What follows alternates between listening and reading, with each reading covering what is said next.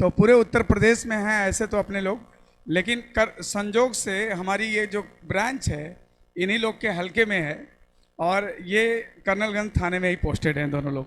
ठीक है जी। तो आप लोग के बीच से ही ये लोग भी निकले हैं, और जिसमें से एक धर्मेंद्र जी हैं और ये हरिनंद, और बहुत अच्छे मोटिवेटर भी हैं। थोड़ा सा आप लोग को इसलिए इन लोग को बुलाए कि आप लोग जिस चीज़ की प्रिपरेशन कर रहे हो ये लोग भी आपके बीच से निकले हैं।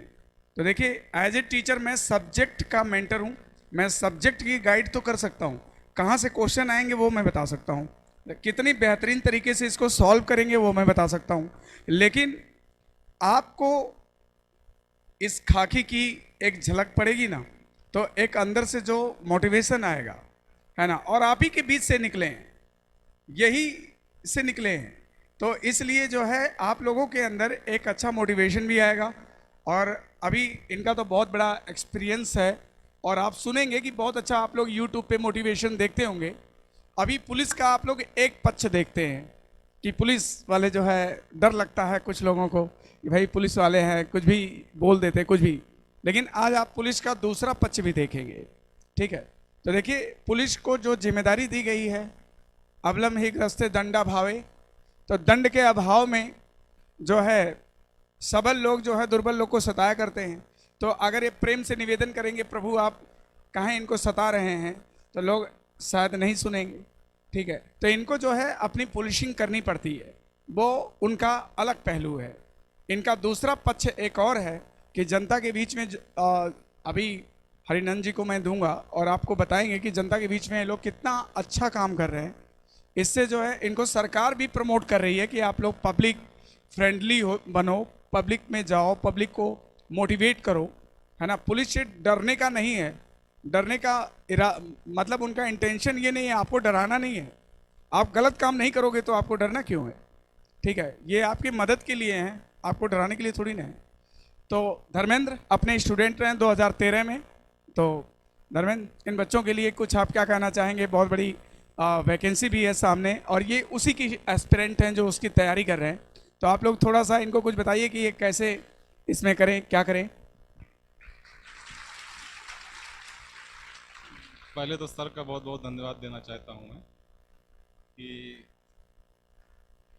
सर ने मुझे खोज निकाला मैंने सर को नहीं खोजा था शायद, लेकिन ये संयोग है कि जो है आज सर के साथ मैं खड़ा हूँ।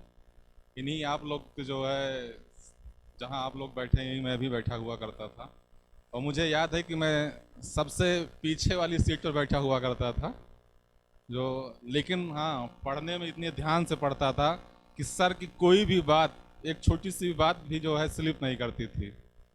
तो आज अभी आप लोग सामने उपस्थित हुआ हूँ तो थोड़ा से बताना चाहूँगा कि जिस चीज़ की आप लोग तैयारी करना चाह रहे हैं, अब देखिए जॉब के मामले में तो इससे अच्छी जॉब ही नहीं है कोई, अगर आपके अंदर जो है थोड़ा सा पब्लिक के लिए सेवा भाव है तो इसमें आप पब्लिक के लिए कितना कुछ कर सकते हैं, शायद उतना कहीं भी आप रह के नहीं कर सकते हैं।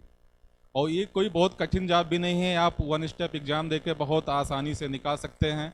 और जहाँ जिस इंस्टीट्यूट में आप बैठे हुए हैं, जहाँ पे आप पढ़ रहे हैं, इससे अच्छा इंस्टीट्यूट शायद आपको इंडिया में भी नहीं मिलेगा, क्योंकि यहाँ हमारे साथ के बच्चे, यहाँ सर से पढ़े हुए बच्चे तो जो है उत्तर प्रदेश के किसी भी कोने में, किसी भी थाने में, कहीं भी चले जाएंगे। मैं अदर ऑफिसर्स की बात नहीं कर रहा हूँ, मैं ओनली जो है पुलिस विभाग की बात कर रहा हूँ। यहाँ के पढ़े लड़के डिप्टी एसपी भी हुए हैं, एसपी भी हुए हैं, सब इंस्पेक्टर हुए हैं, प्रमोट होकर इंस्पेक्टर, पुलिस सारे जो है हुए हैं। लेकिन अगर हाँ आप लोग पढ़ाई करना चाह रहे तो इससे अच्छा इंस्टीट्यूट और इससे अच्छे टीचर आपको शायद ही नहीं कहीं मिलेंगे। तो हम लोग यही इतना कहना चाहेंगे कि आप लोग जिस चीज़ के लिए तैयारी कर रहे हैं, हाँ तो इसके लिए मन से जो है अच्छे से तैयारी करिए, सर को जो है हर एक लेक्चर को अच्छे से पढ़िए, और इससे अच्छा जो है शायद संस्थान आपको नहीं मिलेगा। तो बस इतना ही मैं कहना चाहूँगा, बाकी हरनन साहब जो है आपको बता रहे हैं जो है। ठीक है, धन्यवाद। Thank you so much Dharmendra. ये आपके छोटे भाई की तरह हैं ये लोग, और आप लोग सिलेक्टेड हैं, और एक सिलेक्टेड इंसान जो है अपने जूनियर्स को बहुत अच्छे से गाइड कर सकता है, उनके लिए प्रेरणा का स्रोत बनता है। तो अभी एक आपको मोटिवेशन क्लास मिलेगी हरिनंद जी के द्वारा, ठीक है? और आप लोग ध्यान से समझिएगा, ठीक है? तो सर, बच्चों को थोड़ा। Thank you sir.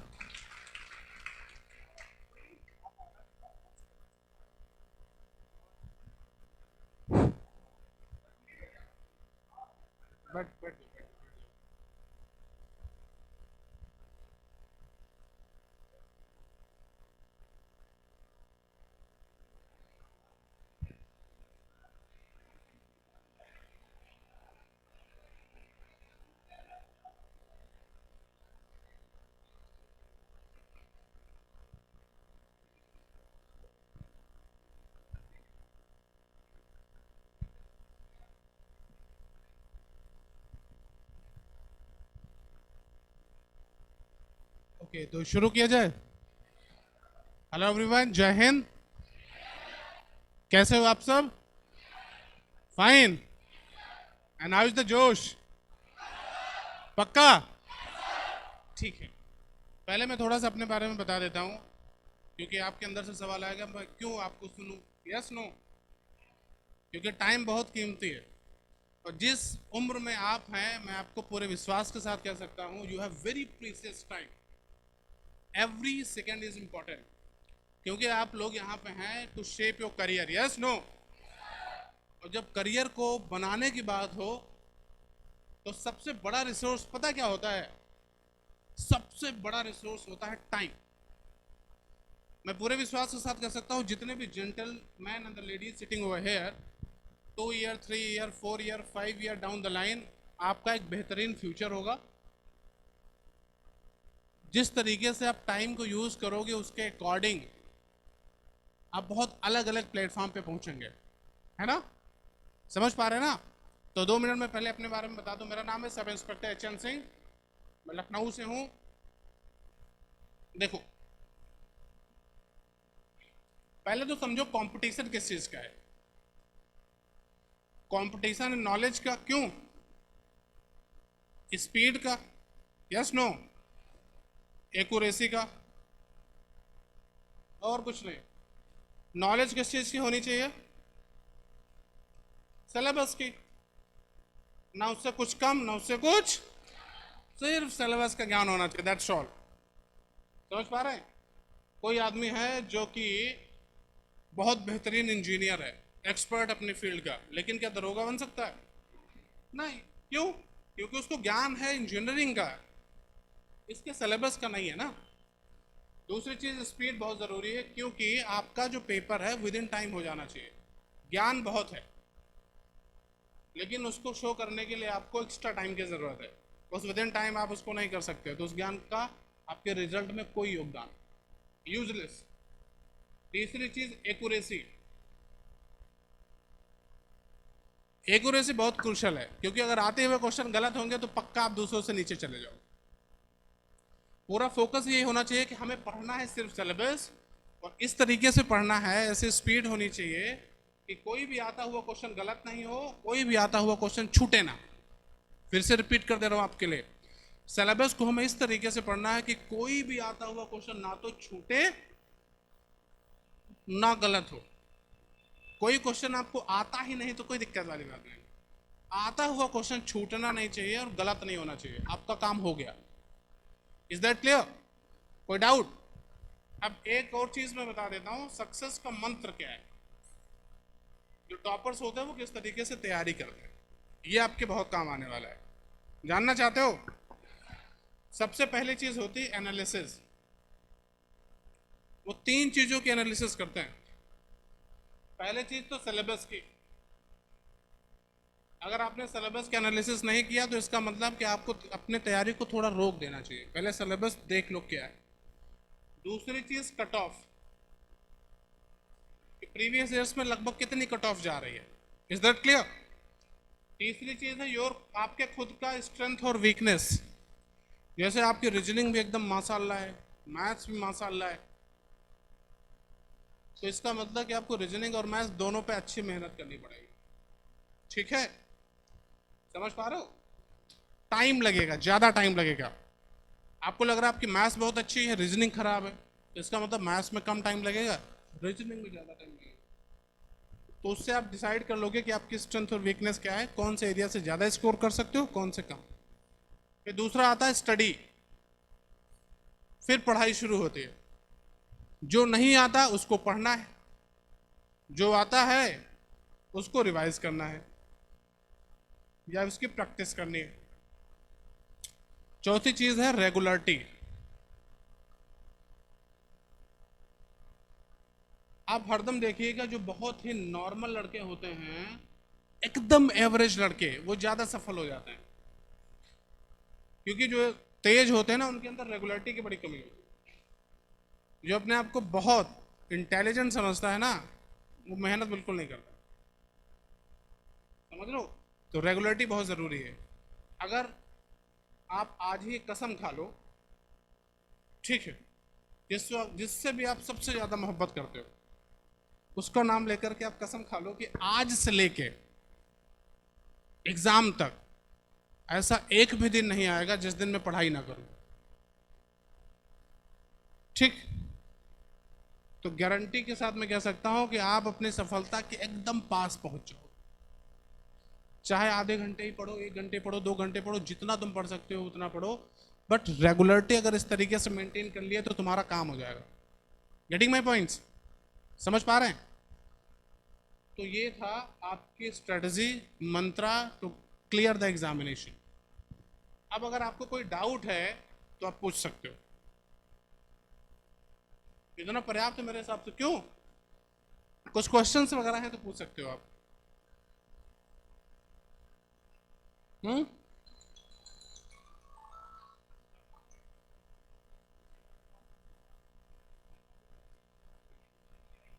हाँ हाँ,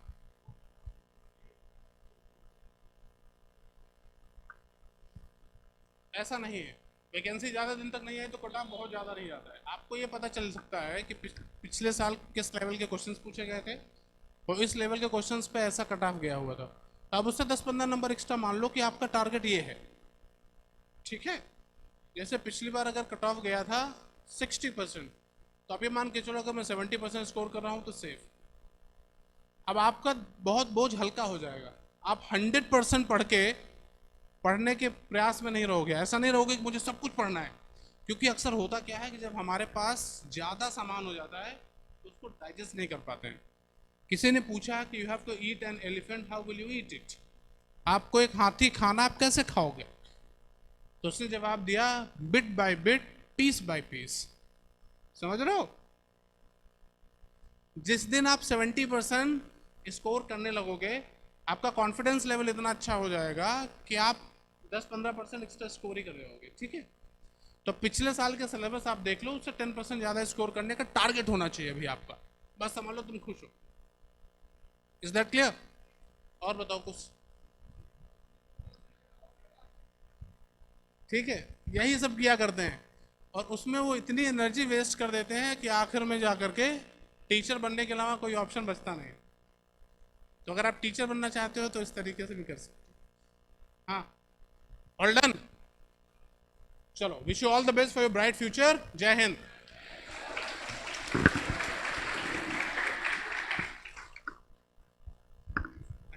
पिक ले लेते हैं हम लोग साथ में, और कैमरे पे आ जाते हैं सामने। तीनों लोग आ जाते हैं, आगे आ जाओ थोड़ा और। आ जाओ भाई, आ जाओ राजेश, तुम भी आ जाओ। सर आप भी आओ।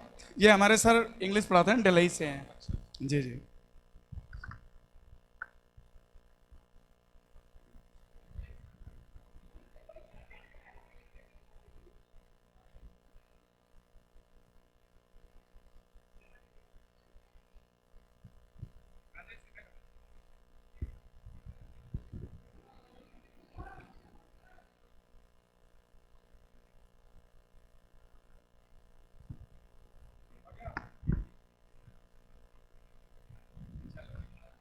हाँ, सबके डीपी में लगना चाहिए। ठीक है, चलो।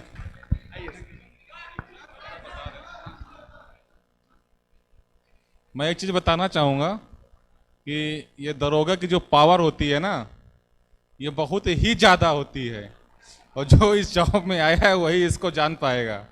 क्योंकि ऐसे लगता था हमको कि क्या है ये है, लेकिन जब यहाँ आए तो पता चला कि दरोगा की पावर है क्या, है ना।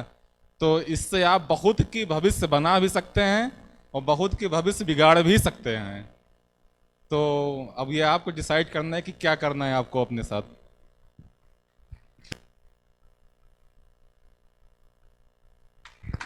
अधिकारी चाहे जितना बड़ा होगा, लेकिन जो कहते हैं समाज की रीढ़ का हड्डी हैं लोग, यहीं से शुरू होता है सब कुछ।